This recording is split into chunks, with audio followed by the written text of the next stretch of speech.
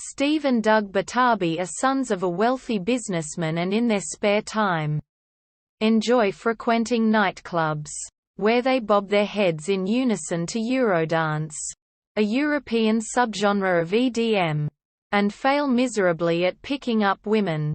Their goal is to party at the Roxbury, a fabled Los Angeles nightclub where they are continually denied entry by a hulking bouncer.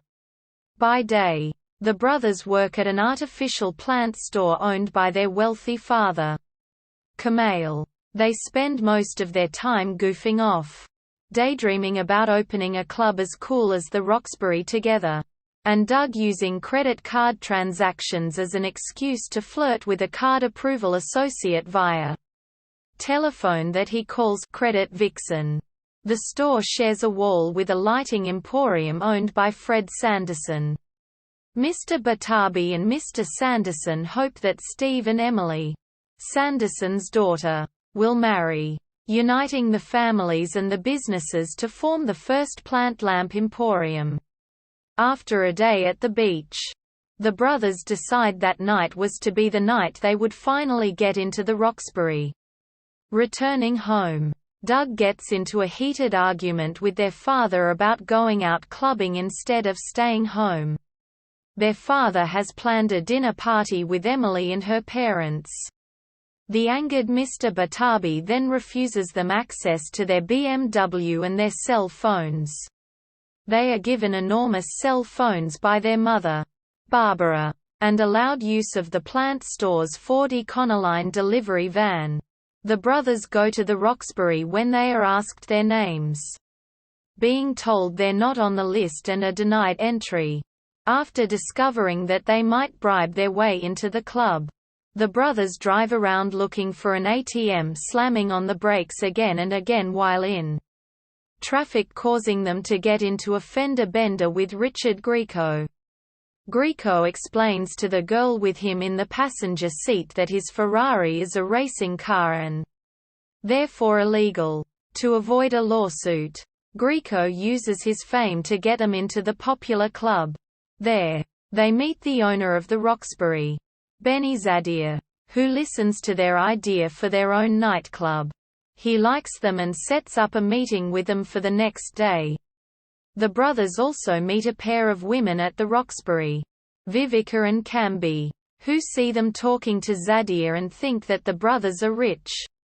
The women later sleep with Doug and Steve, leading the brothers to think they are in serious relationships.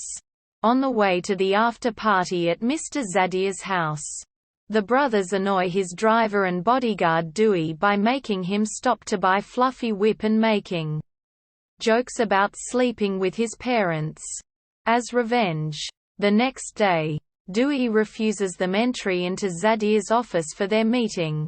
He tells the brothers that Zadir was drunk out of his mind last night and does not know who they are. In reality, Zadir wanted to see them, but does not have their contact information. Vivica and Camby break up with the Butabi brothers after realizing they are not actually wealthy.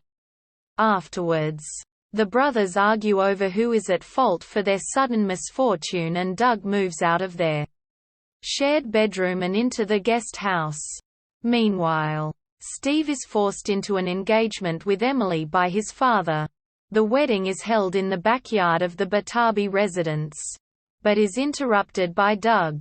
The brothers reconcile and leave, but their friend and personal trainer Craig reveals his feelings for Emily and marries her. Afterwards, Grieco consoles Mr. Butabi to help him understand that Steve was not ready for marriage, and that Butabi is too hard on Doug. After the Butabi brothers reconcile with their father and Doug moves back into their bedroom, the film ends as the brothers happen upon a hot new club. The building is unique in that the exterior is constructed to resemble the interior of a nightclub, and the interior resembles a street. This was an idea pitched by Doug and Steve to Zadir earlier in the film.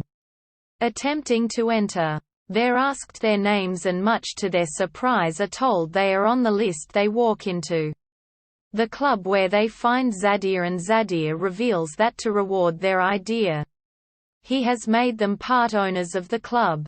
Their newfound success comes full circle when they meet two women in the club. Doug's phone operator from the credit card company, Credit Vixen, and a police officer with whom Steve flirted while getting a ticket.